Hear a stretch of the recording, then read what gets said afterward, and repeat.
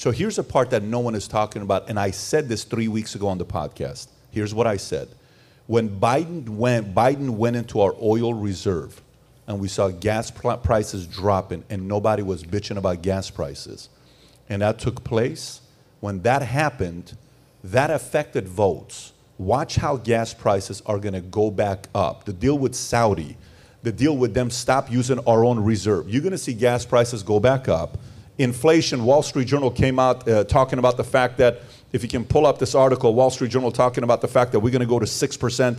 Some investors are afraid that we're about to go to a 2-decade high in the next month. That you can see this article right here. If you zoom in a little bit, some investors bet Fed could lift rates to 2-decade high. Now they're talking about this. We haven't had a point hike. We've had 3/4 of a basis point hike. What if they do a point hike in the month of December? What if they do? They could do it. Maybe they're going to go. They're probably going to do a 1/2 or 3/4 of a point. But maybe they could do a point hike. Half is locked into Talk the bond about prices. great timing. If gas prices all of a sudden go like this in the next week to the roof, just know it was perfect timing strategy from Biden for the left to know that the gas prices being lower got the average voter to say, I'm cool. It's not as high as it used to be. What happened with Dow this last 2 weeks, 3 weeks? Dow's at what right now? 34, 35. A lot of people knew the Republicans were about to win the House. So the Republicans winning the House, the people are like, listen, I'm cool. I'm not going to be doing anything with it. Dow had a 500-point day. How is Dow doing right now, by the way? I'm curious to know how it opened up. 300 points. It's up 300 points. S&P up 22. There you go. You know what the market is saying? Up. Dow's at 33,000. Just a month and a half ago, 2 months ago, Dow hit 28,000, 28.5. And it's at 33,000. When this thing goes up the way it has, it helps the midterms. The economy in the last 4 to 6 weeks helped the midterms a lot. The economy in the last 4 to 6 weeks. Now, when we hear about what's going on with home value losing $1.5 trillion of equity in the last 5 months, this hasn't yet hit in 2023. It's going to be very interesting what happens to the market now that there is no gaming the system or the economy. Meaning, you're about to really find out what our economy is like the next 3 to 6 months. So some of it in the last 3 months could have been fake. Some of it in the last 6 weeks could have been fake. There is no reason to game the economy the next 6 months. Meaning, if shit hits the fan with the economy the next 6 months, what's Biden going to say? Well, you know, this is because the House won, and this is because there's so many things to blame. But whatever happens to the economy the next 6 months is the real economy. No gamesmanship on both sides. It's going to be very, very interesting. Tom, I want to go to you here with all these things that we're looking at right now. What do you think is going to happen with the economy? You're seeing the same stats I'm seeing.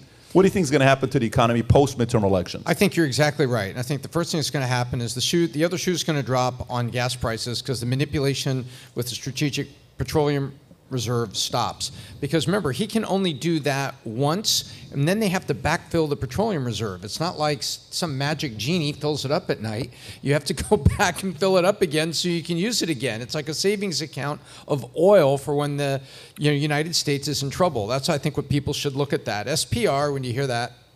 And you don't have that trick to make the prices go up. So I think gas is going up, number one. And hear me now and hear me clearly. There may be gridlock in Washington. They may not be getting anything done or maybe no change. But I'll tell you where there is still going to be change, and that is at the grocery store because the prices are continuing to go up.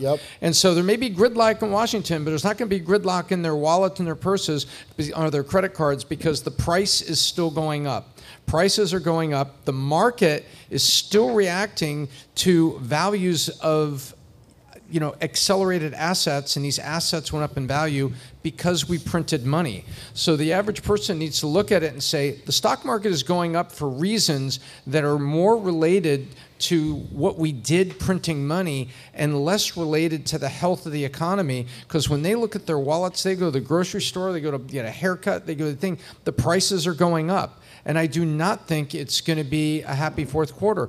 If you were taking a look between the lines at the election, you were seeing there were polls out there that were saying people were actually going to take Thanksgiving off. Did anybody see some of this? That they weren't going to spend as much on the big meal, and they maybe weren't going to travel to a family member if it required air travel or some real using gas traveling 5 miles, is that they might take Thanksgiving off compared to the way they would spend in other years. Friends, that's 2 weeks from now. So I think we're going to see a shoe drop on gas prices. I think we're already hearing whispers about hurting Americans that are going to modify their Thanksgiving plans. It's supposed to be a time of Thanksgiving, getting the family together. You know, and remember, Thanksgiving's a neutral holiday. It's not Hanukkah the first part of December and Christmas the last half of December and then Festivus for the rest of us at some other point of December. It's a good podcast when you get a Festivus reference. Thanksgiving is supposed to be all of us taking a break and then spending what we don't have on Black Friday. But you know, I have a question I think for you, that's what's Tom. going on, Pat. I think things are right around the corner from real and really bad, and I think people are going to sit back and go, well, wait a minute, now what? Now what does the news media talk about now that this mini-series called the midterm elections is over? Mm-hmm. Tom, question for you, and Pat as well, as business guys. Odds, everything's about odds. What are the odds that over the next 2 years that the economy goes up, stays flat, or goes down? What do you think the odds are? We haven't reached bottom yet. I'd love to know what other people think. And I mean, what do you think? Do you follow these things now as closely as you did when you were governor, where economic statistics could move your constituents and be a great concern? What are your thoughts? No, I think everything you just said is right. I think exactly the manipulation of the Strategic Petroleum Reserve was clearly for this election cycle, and I think that it was artificial, and I think we have a real energy problem and a shortage, and I think we're going to see gas prices go up. I think the economy will continue to be a problem. I think what you guys are talking about, increase in interest rates, all of those things are going to be sort of like how it was in the late 70s when Jimmy Carter was the president, and that's why whoever wins that Republican nomination in 2024, I know we talked about the economy this time around, but if this continues to get worse and not better, I think it's going to be a change election in 2024, and the Republicans, whoever their candidate is, I think will have a real good chance to win.